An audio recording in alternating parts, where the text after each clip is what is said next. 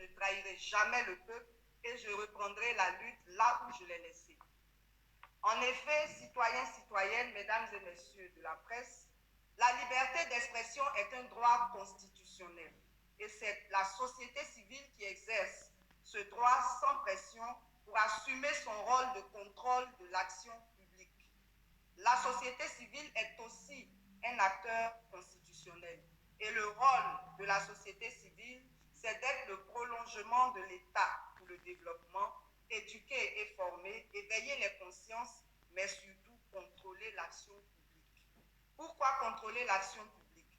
Contrôler l'action publique pour garantir la bonne gouvernance, la défense des valeurs qui caractérisent l'état de droit et garantir la paix sans laquelle aucun développement n'est possible. Je suis donc dans mon rôle d'acteur de la société civile et de défenseur des droits de l'homme, protégé par la loi 2014-388 du 20 juin 2014 portant protection et promotion des défenseurs des droits de l'homme. Laquelle loi, en son article 3, m'autorise à m'exprimer sur les questions touchant les libertés et les droits fondamentaux de mes concitoyens. Ainsi, mon combat pour la liberté d'expression dans un État démocratique et respectueux des droits de l'homme ne s'arrêtera pas et la prison ne me fera pas taire pour le bien-être de mes concitoyens. Rien donc n'entamera mon engagement et ma détermination à œuvrer pour une meilleure gouvernance de la Côte d'Ivoire. Pour ce faire, mes avocats mèneront toutes les batailles juridiques pour faire triompher mon droit à la liberté d'expression et personne ne me fera taire sur les questions liées à la cherté de la vie, aux injustices et aux abus de pouvoir, aux violations constitutionnelles, à la réconciliation nationale qui est restée un slogan, à la caporalisation des médias d'État,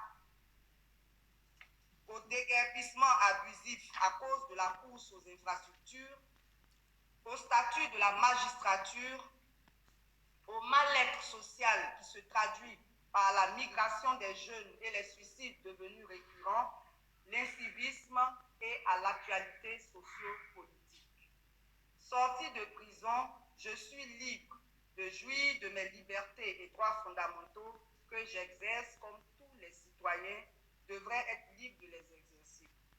Nous avons le devoir d'être solidaires pour demander de meilleures conditions de vie et un état de droit. Nous devons lutter ensemble contre les maux de notre société. Pour ma part, en ma qualité de responsable de la société civile, rien ni personne ne m'empêchera de revendiquer le meilleur pour le peuple. J'annonce donc solennellement que je suis de retour pour poursuivre le combat. Voilà. Bouya non, non, non. C'est du lourd, c'est du très très lourd. Bonjour à tous, aujourd'hui nous sommes donc le 22 février 2023. Je fais cette vidéo pour revenir sur le point de presse donné par Madame Poultcherik Balé, la grande dame. Hein. Ah oui, oui. C'est-à-dire que, en fait, je vous dis, moi, par le passé, j'avais du mal à dire qu'une femme avait les couilles et tout, mais là, je me suis rendu compte à l'évidence qu'effectivement, il y a beaucoup, beaucoup de femmes très courageuses et qui ont beaucoup plus de courage que des hommes. Donc, à partir de là, on peut effectivement utiliser l'expression « elle a les couilles ». Oui, bon, ça sonne toujours mal, mais bon, je me rends à l'évidence parce que, écoutez, cette dame, elle vient de sortir de prison, elle a écopé depuis le mois d'août jusqu'à février, donc ça fait grosso modo presque 6 mois. Et elle sort encore plus forte. Donc c'est du très très lourd, c'est pas donné à tout le monde. Eh oui, ça veut dire que dans la tête, là, au niveau du moral, elle est très forte, bien évidemment. C'est pas les prisons de luxe hein, en Côte d'Ivoire, ça se saurait. Hein, en Afrique en général, et là en Côte d'Ivoire en l'occurrence, ou notamment. Bien entendu. Donc bonjour à tous, Djoubian, c'est mon surnom sur le net, spécialiste de la France de manière accessoire, accessoirement seulement. Et puis un panafricain par contre très convaincu, un authentique panafricain. Vous comprenez que c'est vraiment un bonheur de retrouver cette dame, parce qu'on a milité, hein, moi y compris, et puis beaucoup d'autres personnes beaucoup plus ou moins connues, hein, naturellement, pour sa libération. Parce que le prétexte qui avait été avancé, c'est de dire qu'elle n'avait pas à aller au Mali et patati et patata, alors que dans ce cas-là, quand elle a voyagé régulièrement, c'est-à-dire qu'elle est passée à l'aéroport Félix Houphouët-Boigny avec son passeport, eh ben on aurait pu lui faire une interdiction de sortie du territoire, par exemple. Voilà. Et non, depuis le début, je continue à répéter, maintenant on le sait, hein, mais j'avais dit que c'était un prétexte et que tôt ou tard, elle serait arrêtée.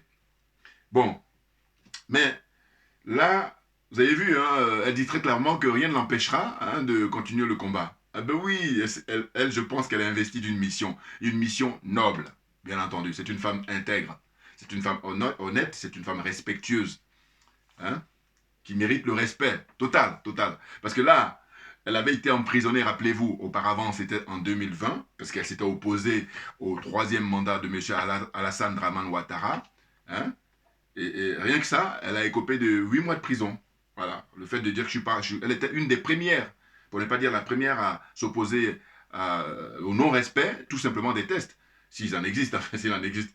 Tests, c'est-à-dire les dispositions de la Constitution de Côte d'Ivoire. Hein, elle dit non, il faut respecter cette Constitution que lui-même a fait voter. Il faudrait qu'on soit d'accord. C'est là où tu vois ces gens-là, franchement, bon, toujours comme j'ai dit, je répète ma phrase parce que je suis convaincu au fil du temps, au fur et à mesure, ces diplômés africains, ces dirigeants africains, ils font un usage caricatural de leurs connaissances et de leur savoir. Bouya, on est bon, on est très bon. Donc en fait, cette dame, eh ben écoutez, je vous dis, moi, l'été dernier, j'avais prévu de lui envoyer des t-shirts, un ou deux t-shirts en tout cas.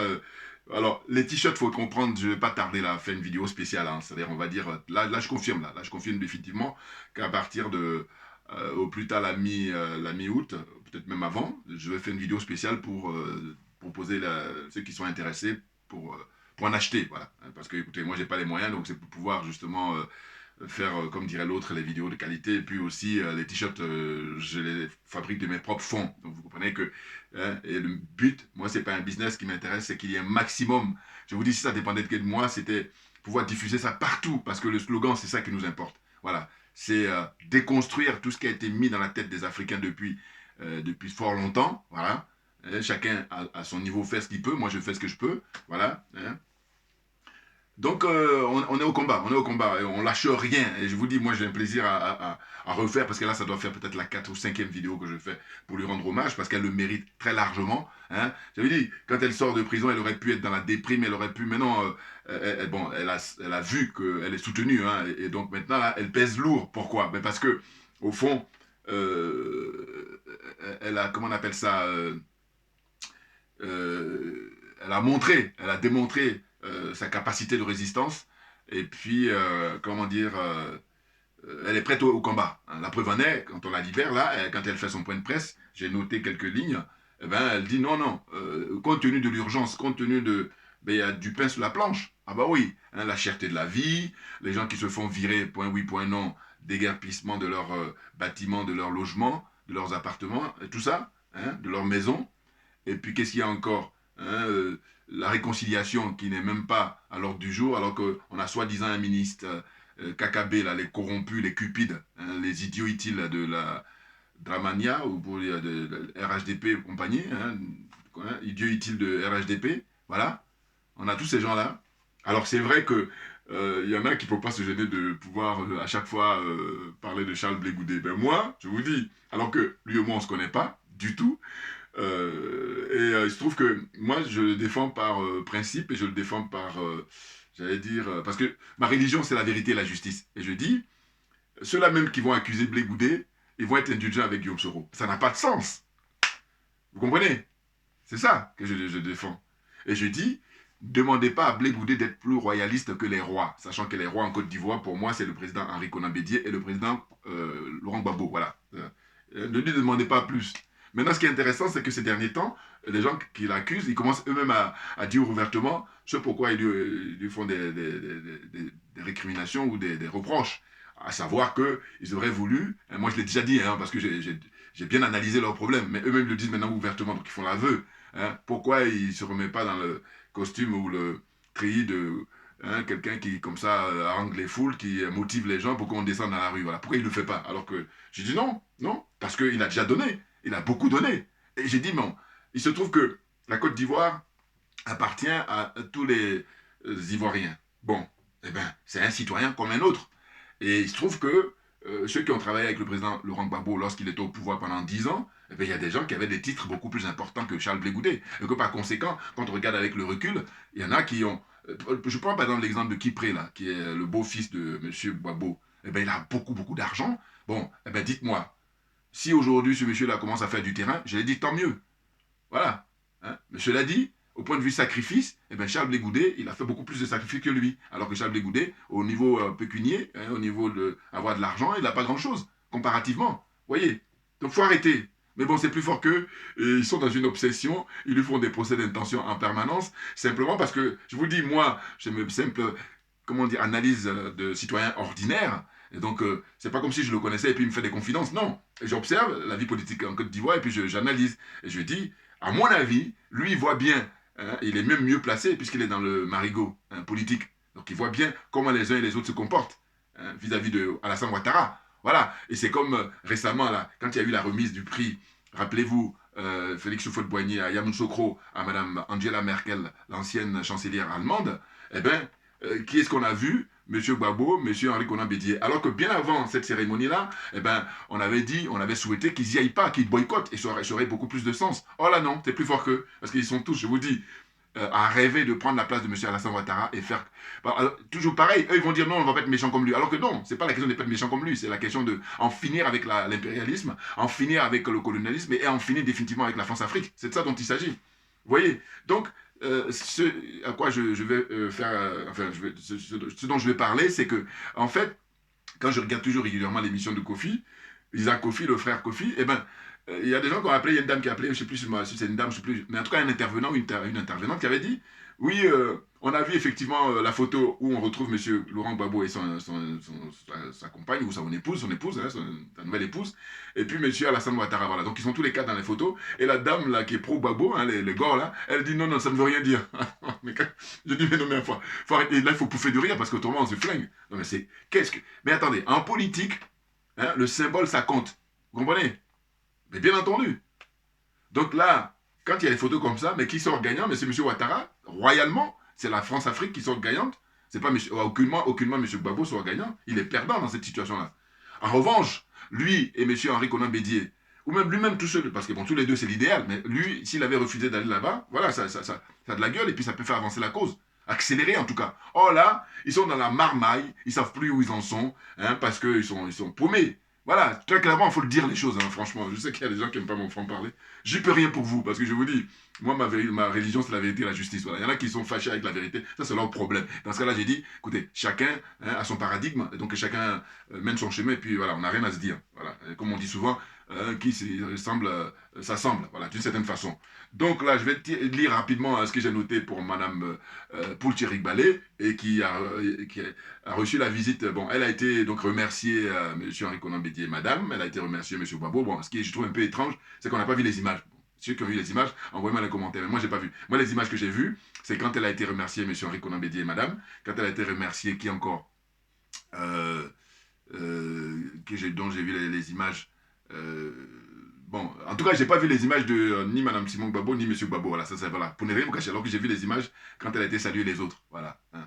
Et puis là, maintenant, ce que j'ai vu en dernier, c'est les partisans du PPRCI, du plan Gbagbo, qui sont allés la voir pour la remercier. D'une certaine façon, en fait, ils font une sorte de mea culpa, c'est-à-dire qu'au fond, ils se sont pas manifestés quand elle était en prison. Maintenant, voilà, ils vont, bon, comme on dit, l'erreur est humaine, mais quand elle les a reçus, elle a fait une déclaration que je trouve intéressante. Elle a dit, mais les gens pensent que je suis pro-Soro, je suis pro-Gbagbo, pro-PPRCI, Simone Gbagbo ou pro-PDCI, alors qu'elle a dit non, moi je suis de la société civile et mon rôle c'est de veiller hein, à ce que les règles hein, démocratiques soient respectées, que les droits des citoyens soient protégés. C'est ça son rôle. Hein. Maintenant là, elle est la leader hein, en Côte d'Ivoire pour la défense des intérêts hein, des habitants de Côte d'Ivoire, très clairement.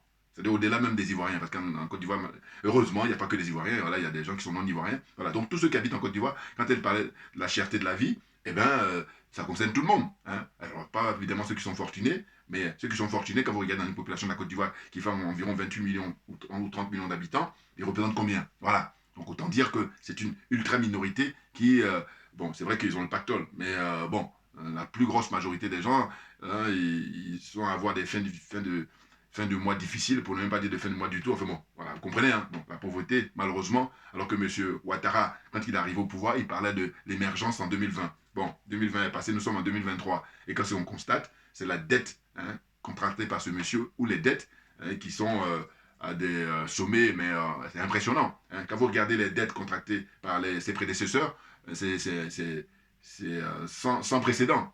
Et là, il a un record absolu. Là. Bon, maintenant, moi, ce que je tiens à souligner toujours, je dis, on est dans l'héritage de Félix Houphouët-Boigny. Que vous le vouliez ou non. Parce qu'il y en a là qui vont toujours vanter Houphouët-Boigny, et alors que M. Ouattara, il se veut lui aussi, que vous le vouliez ou non, l'héritage de Houphouët-Boigny. D'autant que Houphouët-Boigny, il a tout donné aux Français. Donc, M. Ouattara, aujourd'hui, il est dans cette continuité-là. Alors, c'est vrai que lui, il force un peu le trait, hein, voilà. Mais n'empêche que c'est... Voilà, on ne peut pas dire que c'est l'opposé de Houphouët-Boigny. Pas du tout. Parce que, d'ailleurs, c'est la même famille. Parce que lui, se veut libéral. Il l'est. Bon, Houphouët-Boigny, à son époque, Houphouët-Boigny se voulait libéral. On est d'accord. Bon. Donc, à un moment, il faut arrêter. Il faut assumer. Voilà. Et je dis, si vous voulez qu'on accélère les mouvements, mais il va falloir faire une autocritique. Or là, ils veulent essayer de comment dire ça, passer par-dessus, et puis dire, bon, on va quand même avancer. Ah non, non, non, non, non. Moi, je n'ai pas envie d'avancer dans les sables mouvants. Je veux que ça soit du solide. Et c'est la raison pour laquelle il faut se dire les choses une bonne fois pour toutes, mettre les cartes sur la table. Voilà. Et ça, c'est la meilleure façon pour qu'on parte sur des très bonnes bases. Et puis, pour le chemin beaucoup plus long. Vous comprenez? Bon, alors rapidement, je vais le lire là, ce que j'ai noté concernant le point de presse de cette grande dame à sa sortie de prison. Voilà. Donc, en fait, vraiment, c'est pas très long. Hein, elle a parlé pendant pas 13 minutes. Et puis, moi, j'ai pris juste cette partie-là. Sachant que, un truc intéressant, alors, elle a décidé de, comment dire, changer de mouvement. Parce que, visiblement, les gens avec qui elle était, ils n'ont pas été courageux. Voilà. Bon, et puis, donc, elle a considéré une sorte de trahison. Parce que, normalement, si les gens étaient courageux, dès qu'on l'a arrêté, parce qu'il y a un deuxième dans cette formation-là, son association-là, son mouvement. Il y a un adjoint. En tout cas, dans l'ordre protocolaire ou dans l'ordre hiérarchique, eh ben, il prend la relève. Ou même si lui ne prend pas, mais au moins quelqu'un d'autre prend la relève, il faut dire non, il tient le même discours qu'elle. Voilà, comme ça, il y a la continuité du combat. Or là, ils ont été se planquer tous. Donc c'est pour ça que vous voyez, là, quand on dit que cette femme, et puis comme certaines autres aussi, ont les couilles, ben, c'est caractérisé, puisque ceux qui ont les couilles physiquement, physionomiquement, ils se cachent, ils se planquent. Donc qu'est-ce qu'on va dire? Cette dame, voilà, elle est beaucoup plus courageuse que ces hommes-là. C'est ça qui est malheureux. Enfin bon, malheureux. Là aussi, chacun voit ce qu'il veut. Mais ce que je veux dire, en tout cas, elle a démontré qu'elle a des faits d'armes maintenant qui fait que elle force le respect. Totalement. Et puis elle a une bonne mine, voilà, je veux dire, mais ça vient du fait qu'elle a un mental très fort, c'est ça que ça veut dire. Ah bah oui, c'est le mental qui dirige tout, hein. Ah, très clairement. Ah oui, oui, oui. Donc moi, je suis vraiment très content pour elle. Et puis, donc, voilà, elle dit qu'elle s'engage à reprendre ses interventions vidéo, voilà, à partir du 28, voilà, tout simplement la semaine prochaine, hein. Elle reprend, hein. Chaque semaine, elle fait son point par rapport à ce qui va pas en Côte d'Ivoire, voilà, parce que c'est son rôle de société civile, de faire de manière à ce que la qualité de vie des gens s'améliore au fil des jours, au fil des semaines, au fil des mois, au fil des années, très clairement. Si on dit qu'on est en démocratie, maintenant je dis souvent que les Alassane Ouattara, les Macky Sall, les Sassou Nguesso, les Paul Biya, Paul Biya au Cameroun, grabataire là, qui est encore l'autre du Bénin, voyou en col blanc, Patrice Talon, voilà, tous ces gens-là, j'ai dit, mais il faut qu'ils écrivent partout que nous sommes en dictature, voilà. C'est-à-dire que quand tu arrives à l'aéroport de Cotonou, ou à l'aéroport d'Abidjan, ou à l'aéroport de Douala, ou Yaoundé, ou... vous voyez ce que je veux dire? Voilà, quand tu arrives, il y a des grandes affiches qui disent « Bienvenue en dictature ». Et à partir de là, on ne va pas vous embêter. Parce que là, au moins, on dit « Bon, voilà, les choses sont claires ». Là, on pourra moins faire le malin. Tandis que vous passez votre temps à parler de démocratie, ça reste théorique, et dans la pratique, comment dire, les années-lumière de la démocratie, si ce n'est simplement faire ce que je dis, un usage caricatural de vos connaissances et de vos savoirs. Bouya, là on ajoute encore, on est parti. La suite, c'est quoi? C'est que j'ai dit, elle a décidé de créer un nouveau mouvement, voilà, ça j'ai dit tout à l'heure, pour continuer son combat, la défense des intérêts de la population de la Côte d'Ivoire. Bon, là, je l'ai déjà dit. Il lui est interdit de parler des faits concernant l'arrestation des 49 zozos, là. Voilà, là, on l'a interdit. Bon, mais elle dit que ses avocats sont en train de travailler pour savoir si réellement, sachant que maintenant tout le monde sait. Bon, je vous dis, là encore, rappel, parce que eux, c'est ça qui les dérange, monsieur Alassane Draman Ouattara et la France. Dans les 49 Zozo, hein, alors là aussi pareil, vous faites des commentaires si je me trompe. 49 Zozo, il n'y a que 17 qui sont originaires de la Côte d'Ivoire. Voilà. Il n'y a que 17 Ivoiriens dans les 49. Voilà. Donc, les restes, eh bien, les restes, ils sont originaires des autres pays. Il y a même des Français, des Françaises, hein, je veux dire. Bon, même si c'est vrai qu'ils ont la peau noire et tout. Bon. C'est-à-dire les légionnaires, voilà, la Légion étrangère française. Il y en a qui sont là-dedans, dans les 49. Donc, vous avez des gens qui sont originaires de Sierra Leone, des gens qui sont originaires du Libéria, des gens qui sont originaires, peut-être même, je crois, d'Afrique du Sud. Hein, un peu partout, voilà. Hein. Voilà, ils sont là, ils sont venus, et puis on les a chopés, ils sont venus pour en finir avec les colonels au Mali. Sauf que eux, comme c'est des professionnels, ah oui, oui, oui, c'est des pros. Total respect hein, au président, son excellence Assimi Goïta. Hein. Lui et puis ses camarades de lutte, hein, les autres colonels, hein, eh ben, ils sont là pour garantir la sécurité d'abord, dans un premier temps, du peuple, et puis son bien-être, voilà. Excusez du peu. Et ensuite, donc, elle dit, donc je dis, elle est très respectueuse des dispositions de la Constitution, tout simplement, bon, ça je l'ai dit aussi, la cherté de la vie, hein, un clin d'œil au Houphouët-Boigny, voilà, parce qu'elle a fait une citation de Houphouët-Boigny, là, si vous regardez un peu dans sa déclaration, là, le point de presse, où elle dit, Houphouët-Boigny à l'époque disait effectivement, régulièrement, que un homme qui a faim n'est pas un homme libre. Bon, ça c'est la philosophie et tout ça. Donc elle a repris ça. Mais c'est intéressant hein, de faire ces clins d'œil-là, pour dire que tous ceux qui se veulent être les héritiers de Houphouët-Boigny, bon, à un moment donné, ça suffit la théorie, passer à la pratique. Voilà. Hein, avec des millions de gens là-bas qui n'ont pas à manger. Vous trouvez ça normal? Et après, vous revendiquez ce que vous fouez à son temps. Bon, même si moi je le critique tout le temps, mais il y avait un minimum qui était assuré. Voilà. Alors que vous, il n'y a même pas de minimum. Quand je dis minimum, je dis au sens où, quand on regarde la souffrance du peuple, hein, le bafouement des droits, le déni des droits du peuple, il faut moyen à son époque, c'était pas comme ça. Voilà. Maintenant, je dis, bon, mais lui aussi, s'il se mettait du côté de Ahmed Sékou Touré, s'il se mettait du côté de, comment on appelle ça, les peines d'indépendance, hein, les vrais, hein, c'est-à-dire Modibo Keïta, eh ben, on n'en serait pas là, voilà, au 21e siècle. C'est ça la discussion. C'est ça qu'il faut insister, ce sur quoi il faut insister, justement. Voilà. Vous voyez? Donc, elle dit par la suite que, sachez que je ne vais pas trahir, je ne trahisserai jamais, voilà, le peuple, excusez-moi. Elle dit reprendre la lutte là où elle a laissé. Ouais. Non, mais elle a des formulations. Voilà. Là, ça montre le courage qu'elle a. Hein. Très téméraire, très clairement. Hein, elle dit la lutte, je vais la reprendre là où je l'ai laissée. Voilà. C'est-à-dire qu'on ne lâchera rien parce qu'en fait, la Côte d'Ivoire appartient à tous les Ivoiriens. Ce n'est pas M. Ouattara et son épouse, hein, ou M. Ouattara et son clan. Non. La Côte d'Ivoire appartient aux Ivoiriens, que tu sois de l'Est, hein, de l'Ouest, du Nord, du Sud ou du Centre. Voilà. Hein, tous les Ivoiriens. La Côte d'Ivoire leur appartient. Donc la richesse de la Côte d'Ivoire, c'est pour tout le monde. Très clairement. Donc, elle dit la société civile doit être là pour éveiller les consciences. Bien entendu, c'est pas soit ceux qui vont avoir le titre de société civile et puis en fait ce sont des corrompus qui sont là juste pour prendre de l'argent et puis dès que le risque arrive, ils se cachent, ils se planquent. Voilà. Elle, c'est pas ça.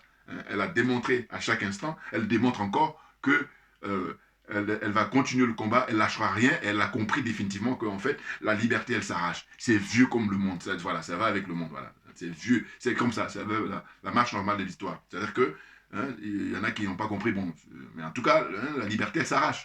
Je vous dis, l'histoire des pays africains face à la France, quand on nous dit qu'on est indépendant alors que c'est des pseudos, ben c'est parce que ça ne s'est pas arraché, ça a été donné, ça a été octroyé, donc c'est des pseudos-indépendances.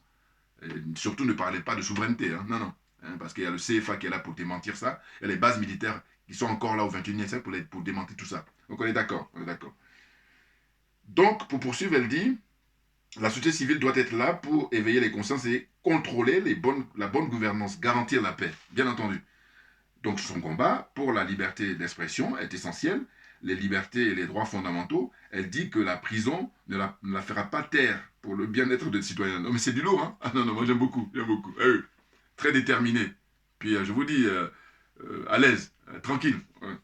Et ensuite, elle dit, elle compte sur les avocats, ses avocats, voilà, pour mener les batailles, pour protéger les droits, pour faire triompher la liberté d'expression, la cherté de la vie, elle va en parler hein, dans ces rendez-vous-là du mardi, à partir du 28 février, hein, prenez rendez-vous hein, sur Facebook, sur les réseaux sociaux, voilà. Elle va dénoncer les injustices et abus de pouvoir, elle va dénoncer les violations constitutionnelles, voilà. Elle va continuer pour militer pour la réconciliation nationale, hein, qui est resté un slogan, voilà ce qu'elle dit. Hein. Donc on se demande, le KKB là, en fait il est payé à rien branler, voilà. La pure escroquerie. Et je dis que lui, il est comptable de la situation des Ivoiriens. Bien entendu. Tant qu'il n'avait pas été nommé ministre, même avant ça, c'est surtout quand il s'est présenté, parce que c'est lui qui a permis à ce que le troisième mandat de M. Ouattara soit en vigueur. On est d'accord. Parce que si lui, il avait le courage de ne pas se présenter, et bien Ouattara allait se retrouver comme ça tout seul, et puis ça n'allait pas tenir. Voilà. Mais là, on lui a fait des promesses, et voilà, il est dedans. Maintenant, il est en prison, mais en prison dorée, parce qu'il y a le confort de vie et tout ça. N'importe quoi. Franchement. Change de ministère, demande qu'on te donne un autre ministère, je sais pas moi, ministère de ton village, par exemple, au moins ça aura plus de mérite. Non, parce que tu as un ministère qui est très lourd, ministère de la réconciliation. Mais tu fais quoi? Quels sont les comptes rendus tous les mois, tous les trimestres, depuis que tu es nommé? N'importe quoi. Non mais franchement, vous vous rendez compte l'escroquerie comme ça? C'est l'argent public voilà, qui est dilapidé, on donne à des gens comme ça. C'est ça, des gens qui disent, alors moi j'ai fait de la politique, mais non, mais tu crois que tu fais de la politique là? Non, tu es dans la marmaille, tu es dans la cupidité. Tu es matérialiste, tu es trop léger, voilà, Kakabé là, il n'est pas le seul malheureusement. Donc, elle va militer contre le fait qu'il y a la caporalisation des médias d'État, voilà, caporalisation, c'est-à-dire que le fait que tout est réquisitionné pour être à la merci de M. Ouattara. D'abord la RTI, RTI 1, RTI 2, et puis les chaînes privées là aussi également. Ça, je trouve étrange en fait. Je dis, mais moi, ce qui m'étonne toujours au Togo, je vous dis, Togo, il y a des chaînes là-bas qui dénoncent la France. Voilà, les gens, quand ils prennent la parole, ils critiquent la France. Alors qu'en Côte d'Ivoire, dites-moi, quelle chaîne où on critique la France? Je me rappelle, il y a une dame, là, je ne connais plus son nom, mais une journaliste connue en Côte d'Ivoire, qui elle était invitée une fois, deux fois par Ali Diarasouba. Elle critiquait directement la France. Et bien là, on ne l'invite plus. Voilà, ben, c'est tout. N'importe quoi. On est en 2023, là, on avance. Vous êtes comment on appelle ça vous êtes bloqué au XXe siècle, voilà, c'est ça. Complètement has-been. Incroyable. Donc la suite, elle dit, elle va lutter contre les déguerpissements, excusez-moi, abusifs. Voilà, elle ajoute même, c'est à cause de la course aux infrastructures. Voilà. Bon, on peut construire les routes et les autoroutes, tout ce que vous voulez, mais il faut que ça soit dans le respect des droits des uns et des autres, des citoyens, bien entendu. Alors que là, non. C'est juste que, comme Houphouët-Boigny avait initié ça, eh ben, il est dans une situation comme ça, doit mettre plein la vue aux Ivoiriens, ils sont paumés, ils sont perdus, ils ne savent même pas prendre du recul pour dire, mais non, attendez, bon, ils le disent, parce que l'Ivoirien a beaucoup d'humour, il dit qu'on ne mange pas le goudron, par exemple, voilà. Mais il se trouve que ceux qui font de la politique en Côte d'Ivoire, ce sont eux qui ont une lourde responsabilité. Pourquoi? Parce que moi j'ai dit, on sait déjà sur quel pied il danse M. Ouattara. Donc à un moment donné, surtout le frère Kofi, bon, je le répète tout le temps, parce que c'est facile de parler pendant 1 heure sur Ouattara. Non, on sait. Donc tu fais 5 minutes, après maintenant, tout le reste qui reste, c'est la France. Voilà. Et faire ça, c'est beaucoup plus honnête. Ou alors, moi, j'attaque même les opposants. Parce que je dis que c'est eux qui donnent l'occasion à M. Ouattara de continuer à faire son malin. Mais bien entendu, vous imaginez, j'ai déjà fait des propositions à M. Laurent Gbagbo et puis à M. Henri Konan Bédié, ces deux présidents-là qui ont beaucoup d'expérience, et puis de notoriété également, pour ne pas dire M. Gbagbo surtout. Eh bien, il faut l'utiliser à fond. Oh là non. Là, on est là, on fait du surplace, on est là, on attend de voir, alors que non. S'il y a des élections en Côte d'Ivoire, M. Ouattara passera tout le temps. Donc, vous ne pourriez pas faire l'économie d'une révolution. C'est simple. Enfin, ce que je dis, c'est simple. Je veux dire par là que faut arrêter de tourner autour du pot alors qu'on sait ce qu'il y a à faire. Alors, on me dira toujours, oui, mais toi, tu es assis ici, et puis... C'est vrai. Mais, vous savez, dans la vie, chacun a, comment on appelle ça chacun a ses forces et ses faiblesses. Et puis, que dire? Et puis, chacun a son rôle. Voilà. Parce qu'il y a des gens, même ce que je fais là, ils ne sont même pas capables de ça. Donc, vous imaginez.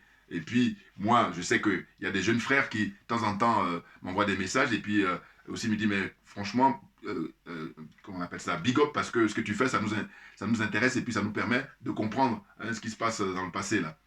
Alors que je ne suis pas un historien, mais simplement de beaucoup de bon sens. Voilà. Puis je suis animé pour dire la vérité, rien que la vérité. À la différence de ceux qui ont bardé de diplômes, là, et puis qui sont dans la cupidité. Alors, le slogan, il est là, sur mon t-shirt. Les aliénés, les complexés, les corrompus. Voilà, c'est pour ça qu'on en est là. Autrement, si eux, ils faisaient leur boulot, vous savez que la nature, elle a horreur du vide. Voilà. Comprenne qui veut, comprenne qui peut. La suite. Donc, elle va lutter contre, que dis-je, le statut de la magistrature, voilà. Avec, comment ils appellent ça, le procureur Adou-Richard. Mais tous ceux-là, les valises sont prêts. Enfin, j'espère pour eux. Les valises sont prêtes. Bah oui, parce que, franchement, M. Ouattara, il n'est pas éternel. Donc, à un moment donné, ben, comme il n'est pas éternel, le moment viendra où... Bon, moi, par contre, je ne suis pas dans ce truc-là, parce que Kofi avait consacré une émission où il disait, attends, non, moi je dis, il faut sortir maintenant pour faire partir M. Ouattara. Voilà. Puis on l'arrête et on le juge. Voilà. Moi, je suis plutôt dans cet état d'esprit-là, plutôt que d'attendre que le monsieur soit plus au pouvoir, enfin, soit plus en vie. Non, non, ça ne m'intéresse pas, ça. Allez. La suite. Donc, elle dit, elle va toujours se battre contre le mal-être social. Hein. Voilà, par exemple, hein, au point que il y a des jeunes qui sont obligés d'aller se suicider dans la Méditerranée. Voilà, donc elle va se battre contre tout ça. Là, je la rejoins, enfin on se rejoint en tous les cas. Hein. Elle va lutter aussi, vous voyez, la jeune génération là-bas avec un taux de suicide important en Côte d'Ivoire. Voilà. D'ailleurs, faut aller vérifier, parce que les suicides là, non mais attendez, là, le suicide à bandeau, hein. Il y a beaucoup de sacrifices, je dirais. Moi, voilà. Je suis toujours en quête de vérité. Ah oui, oui, oui, non, non. Suicide à bandeau. Hein, parce que moi, c'est autopsie. Voilà. Si ça dépendait de moi, hein, je vous dis. Autopsie, pour qu'on sache, autopsie indépendante. Hein, c'est pas faire autopsie pour faire autopsie. Non, non, non, c'est faire autopsie pour savoir réellement. Donc ça veut dire que les gens doivent être libres. Hein, le médecin légiste et puis l'organisme, ils sont indépendants. Voilà. C'est-à-dire que voilà, ils vont agir en professionnel, en leur âme et conscience. Voilà. Et puis ils vont nous donner les résultats. Hein, qu'est-ce qui a tué ce monsieur ou cette dame? Voilà. Moi, je fonctionne comme ça. Autrement, tout le reste, on est dans une fuite en avant et puis ceux qui sont les responsables de ça, ils se cachent, ils se planquent. Ils sont tranquilles. Non, non, non. On va aller chercher les responsables, moi, avec moi. Allez, on continue. Donc, elle dit, il y a les suicides devenus récurrents, hein, l'incivisme et l'actualité socio-politique. Voilà, elle va toujours continuer à militer, hein, à défendre tout ça. Hein. Je suis libre de jouir des libertés et mes droits comme tous les citoyens. Voilà. Donc, elle explique que, voilà, elle est une citoyenne comme tous les autres. Et donc, à partir de là, on ne peut pas lui priver de ses droits. Très clairement. Voilà. Hein? Nous avons le devoir d'être solidaires. Voilà. Elle prononce des phrases qui ont beaucoup de sens.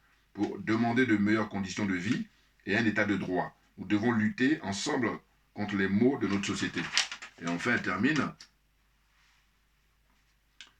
Voilà, bon, elle a fini ça. Et moi, c'est moi qui ai ajouté par contre. Voilà, j'ai dit qu'en fait, il y a un jeune Ivoirien, enfin un jeune, en tout cas, on a vu un jeune là, c'est pas il est Ivoirien, mais en tout cas, là-bas en Côte d'Ivoire, qui était à vélo, alors je sais plus si c'était au plateau, dans le quartier du plateau ou ailleurs, mais il était à vélo, mais surtout la particularité, c'est qu'il avait mis sur lui, ça remonte maintenant à 15 jours, hein, il avait le drapeau russe. Voilà. Et là, ça fait vraiment une espèce de tollé, ça fait un buzz sur les réseaux sociaux en Côte d'Ivoire. Mais vous vous rendez compte?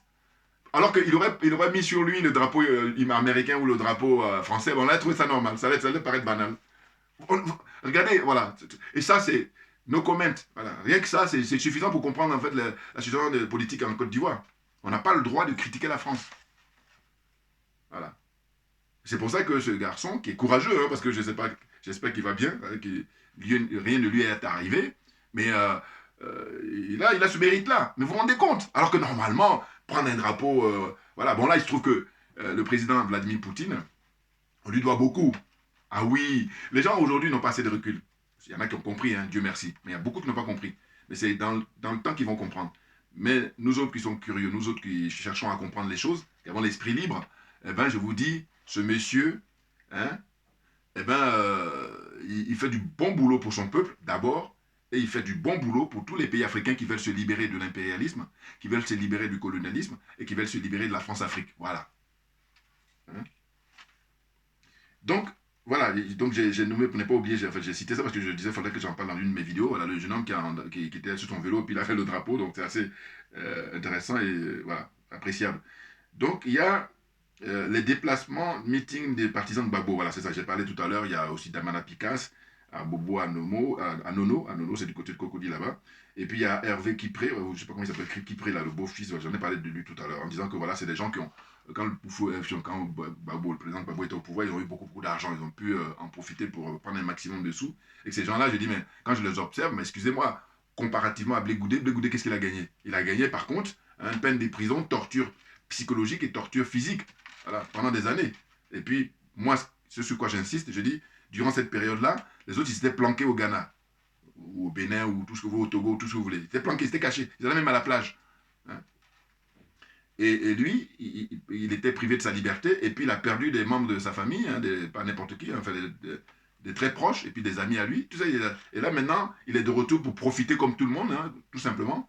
Et alors, on l'accuse, oui, il est pro-Ouattara et tout. J'ai dit, mais que fait M. Gbagbo, que fait M. Henri Konan Bédié? Qu'est-ce qu'ils font? Ah oui. Quand vous aurez fini de répondre ce qu'eux ils font, surtout qu'on ne me dise pas qu'ils sont âgés. Hein, non. Parce que moi, ce que je leur préconise là, ils sont assis dans leur salon et puis ils parlent, c'est tout. où je dis qu'ils reprennent le slogan de Mme Poutcherik Balé, justement. Hein, pour déclarer une ville morte, une semaine morte.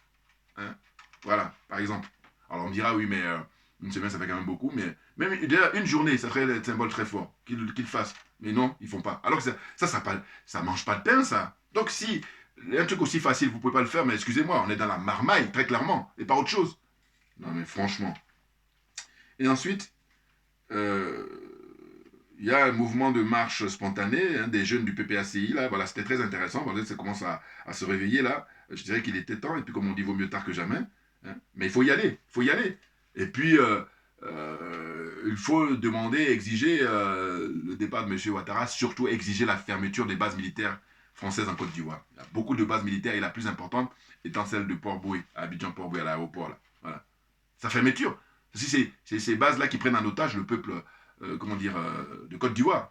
Toutes les bases militaires françaises en Afrique prennent en otage le peuple africain. Ça, c'est en général. Maintenant, dans les différents pays où ils sont, ils prennent en otage hein, les Sénégalais, ils prennent en otage les Gabonais, ils prennent en otage, les autres pays où ils sont basés, hein, les habitants de Djibouti, les ressortissants djiboutiens. En Djibouti, il y a une base militaire française très ancienne, très importante là-bas. Non, ils prennent en otage le peuple. Donc ça suffit, on est au XXIe siècle, donc il va falloir tourner la page définitivement du colonialisme, de l'impérialisme et de la France-Afrique. C'est tout. Et dire ça, c'est avoir un esprit, du partage. Voilà. Être humain. Alors que les autres, ils ont l'apparence d'être humains, mais ce ne sont pas des êtres humains. Comprennent qui veut, comprennent qui peut. Donc la suite, hein, qu'est-ce que je dis? Certains ne peuvent pas s'empêcher d'évoquer le nom de Blé Goudé, je l'ai dit tout à l'heure, dans les émissions de Isaac Kofi, là, voilà, ce que vous avez observé. Et là, pour terminer cette vidéo-là, j'avais parlé de deux choses. Première chose, ça concerne en fait la carte CMU. Bon, ça a été mis en vigueur en Côte d'Ivoire, je crois, depuis 2014, si je ne me trompe pas. Hein? Depuis 2014. Carte CMU, en fait, couverture maladie universelle. Mais moi, avec mon expérience de vie ici en France, ben, la CMU est réservée aux gens qui n'ont pas les moyens. Donc, l'État a mis en place ce dispositif-là pour aider ceux qui n'ont pas les moyens de pouvoir payer des soins. Or, en Côte d'Ivoire, c'est n'importe quoi. Et toujours pareil, on en revient, je vous dis, faire un usage caricatural de leur connaissance et de leur savoir. C'est n'importe quoi. C'est-à-dire qu'on oblige tout le monde, et quand c'est mis en place depuis 2014, au compteur, on nous dit il y a quoi 3 millions ou 4 millions, peut-être à tout casser. Hein. Et les gens ont bien vu que c'est de l'arnaque. Et donc maintenant, là, on veut faire des lois pour obliger tout le monde à en avoir. Et en plus, attendez, c'est pas fini. C'est que maintenant, on veut que ça concerne toutes les activités de la vie sociale. Là, on n'est plus limité au côté soins. Et puis même quand on reste dans le domaine des soins, eh ben, les gens qui ont pris cette carte-là, hein, dont il y a des prix, hein, chaque mois, il faut payer combien là? Ça coûte 12 000 francs. Donc ça fait... hein, il y a 1000 francs par mois. 1000 francs par mois. Alors qu'ici, non, tu n'as rien à payer, ceux qui ont la CMU. Parce que c'est destiné aux gens qui n'ont pas les moyens. Donc, n'ayant pas les moyens, l'État qui finance, hein, qu'ils puissent se soigner gratuitement. Alors que là, ils disent qu'ils copient, enfin bon, n'importe quoi. Non, mais franchement, donc, ça a été fait avec un décret hein, du 28 septembre 2022, où là, on veut rendre obligatoire la CMU. N'importe quoi. Un caractère obligatoire pour tous les actes de la vie de tous les jours, la vie au quotidien. Voilà. On veut obliger. Mais ils passent leur temps à escroquer le peuple. Non, mais c'est pour ça que moi j'en veux aux opposants. Hein. Ah, je suis désolé. Ah, ben, bien entendu. Parce que là, par exemple, l'actualité, c'est quoi? C'est que c'est la visite du ministre français hein, de la Défense, qui est venu à Abidjan, là, reçu par M. Ouattara. Il vient là hein, pour conforter, évidemment, les bases militaires qui sont en Côte d'Ivoire. Et puis, comme les militaires français ont été chassés d'abord du Mali et ensuite récemment du Burkina Faso, parce qu'ils ont plié bagages, c'est même aujourd'hui, dernier jour, eh ben, tout ça, ils se réfugient tantôt en Côte d'Ivoire et puis aussi également au Niger, un peu partout, ils sont repartis. Mais le plus gros du tour, c'est en Côte d'Ivoire. Donc, M. Ouattara, en grande fierté, il le reçoit, le ministre français de la Défense.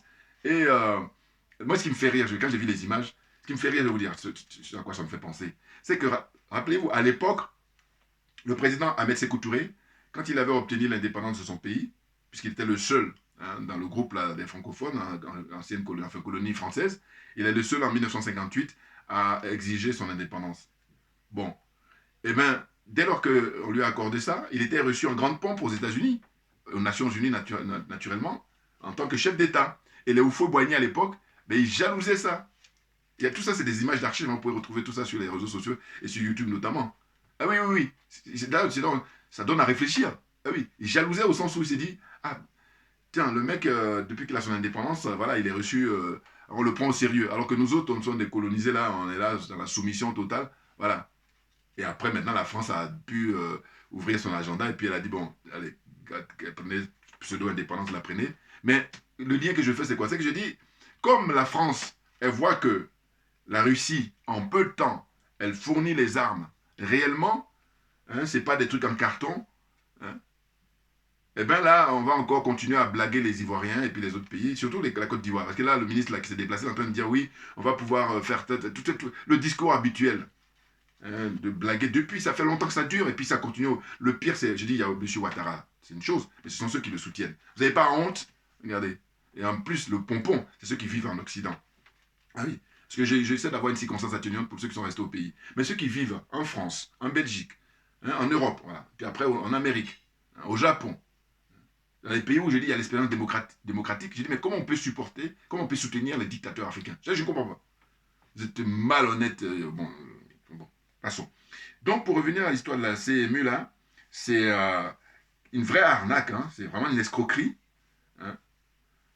Avant même qu'on l'oblige, c'est une escroquerie, parce que, en fait, j'ai regardé un peu les reportages où les gens disent que, en fait, quand tu as la carte, tu vas à la pharmacie, eh ben, on ne te donne pas les médicaments parce qu'en fait, il y a des médicaments qui ont été achetés par l'État, mais qui ne sont pas toujours disponibles. Vous vous rendez compte? Alors, quand on est malade, on fait comment? On doit patienter pendant combien de temps? Donc, il y a tout ça qui est vérifié, et du coup, ceux qui n'ont pas pris la carte, eux, ils ont eu écho que c'est n'importe quoi, ben, ils ne sont pas encouragés. Parce que si c'était très bien, et puis même, je veux dire, donner un autre nom, moi, mon problème, c'est le CMU, parce qu'en fait, j'ai dit, ils ont copié sur la France, mais sauf qu'en France, ou dans d'autres pays, au Canada, ou je ne sais pas où encore, mais quand on fait la gratuité, on réserve cette gratuité pour les gens qui n'ont pas les moyens. Et c'est l'État qui paye à 100%. Hein. Ce n'est pas l'État paye 98%. Parce qu'en fait, pour l'expérience en France, c'est qu'ils tiennent compte de vos revenus. Voilà. C'est-à-dire que, suivant les revenus, quand vous avez un petit peu d'argent, bon, mais l'État va prendre 50%. Et puis quand vous n'avez pas grand-chose, l'État prend 100%. Voilà. Mais là, eux, c'est pas ça. C'est que c'est un moyen pour soutirer de l'argent, pour escroquer de l'argent, hein, aux gens, tout simplement. Ah, ils en ont pas. Ils ont toujours besoin. Voilà, enfin, toujours plus, voilà, c'est ce que je veux dire. C'est dingue. Hein? Donc, je disais que ça a démarré hein, le 30 décembre 2014 par l'enrôlement. Alassane Ouattara lui-même, il a inauguré ça. Hein? Donc, c'est la loi du 24 mars 2014 qui a mis ça en place. Hein? Donc, il existe deux régimes, à savoir, hein, l'État prend en charge les soins les plus pauvres. Tu parles ça, c'est théorique, ça. Hein? Voilà, quand ils disent ça, c'est théorique. Mais dans la pratique, ce n'est pas le cas. Et les autres doivent cotiser 1000 euros par mois. Parce que déjà, ceux qui cotisent 1000 euros, ils n'ont pas toujours les soins, c'est-à-dire les médicaments qui vont à l'achat. Alors imaginez ceux qui n'ont même rien du tout. Donc tout le monde est dans la même situation, sauf que, encore ceux qui ont un peu d'argent, bon, mais ils peuvent justement payer par urgence. Mais ceux qui n'ont rien du tout, ils font comment? Voilà, les gens meurent comme ça pour des maladies bénignes. Et je dis même quoi? Je dis, bon voilà. Quand eux, ils mettent en place tous ces dispositifs-là, ils font le malin. Je dis, parce que moi, où je les attends au tournant, c'est de dire, mais pourquoi dans ce cas-là, vous prenez l'avion pour venir vous soigner ici? Pourquoi vous prenez l'avion pour aller vous soigner dans les pays du Maghreb, notamment au Maroc? Question. Hein. Tous les gens qui dirigent là, hein, les pays africains, y compris la Côte d'Ivoire. C'est ça la question.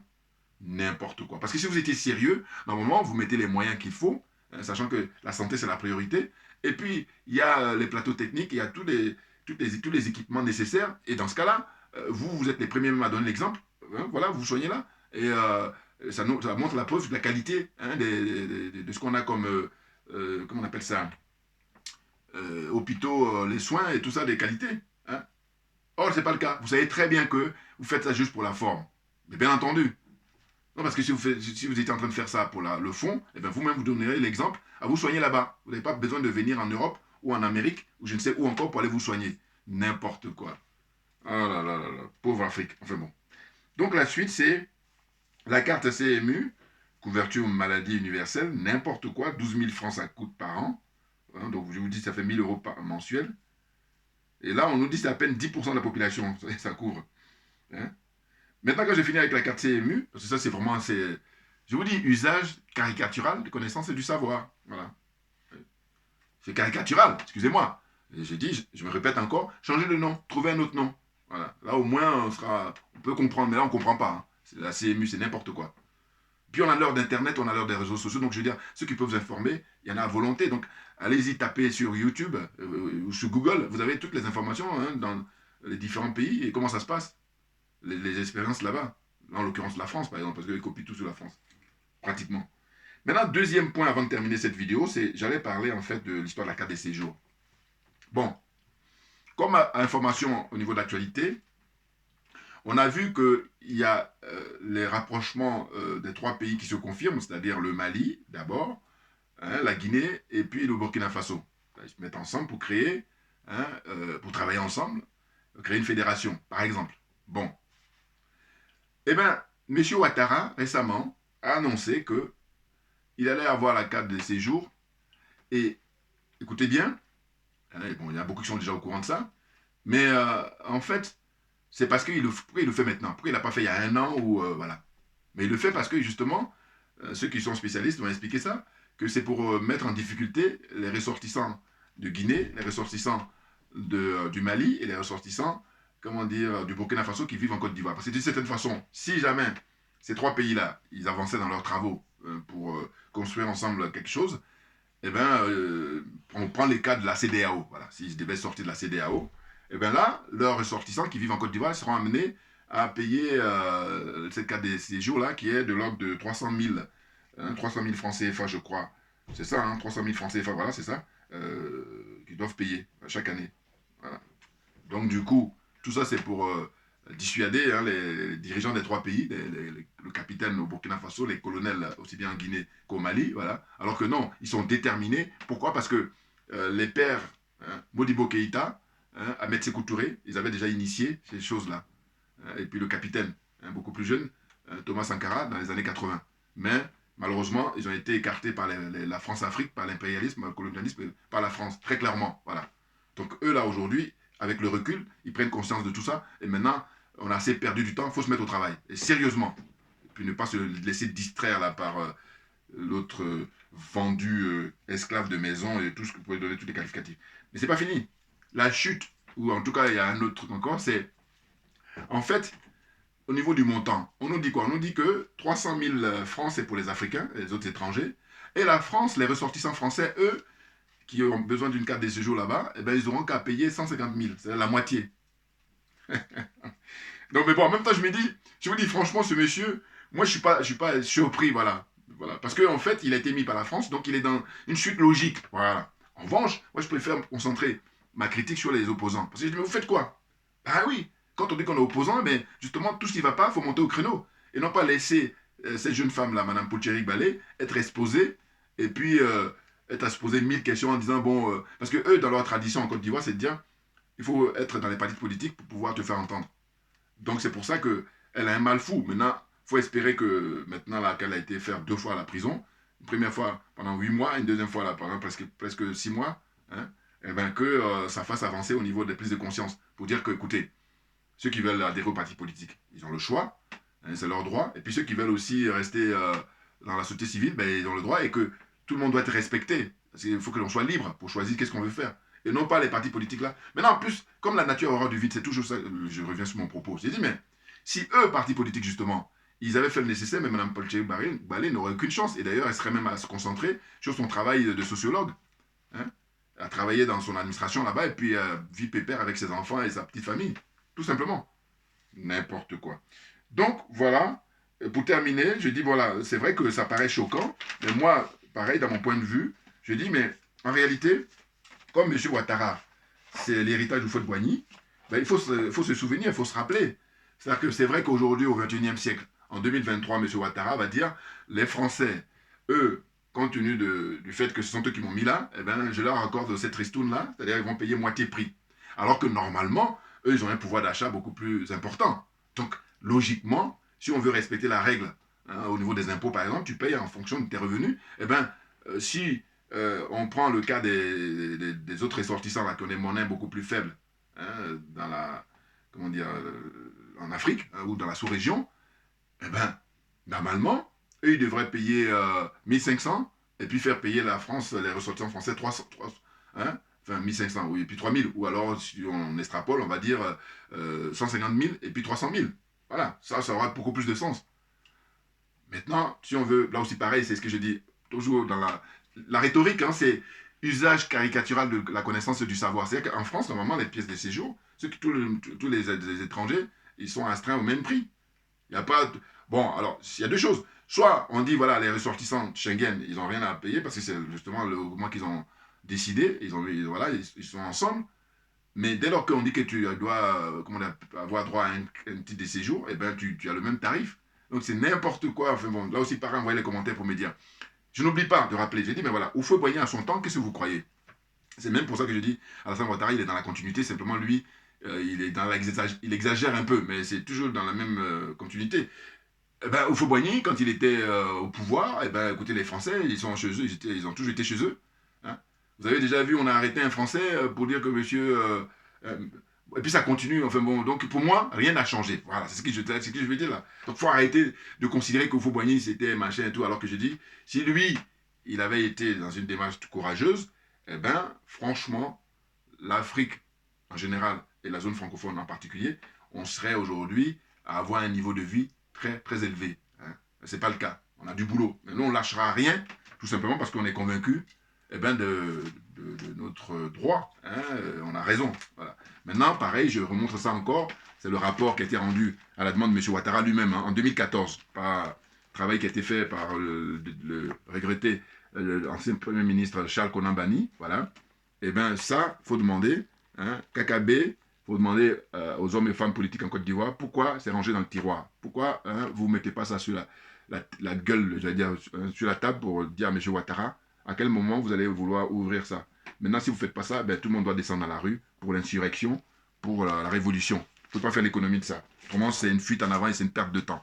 Merci à vous tous pour votre attention et puis à très bientôt. On ne lâche rien, comme j'ai pour habitude de dire, parce que c'est nous qui avons raison. Tout simplement.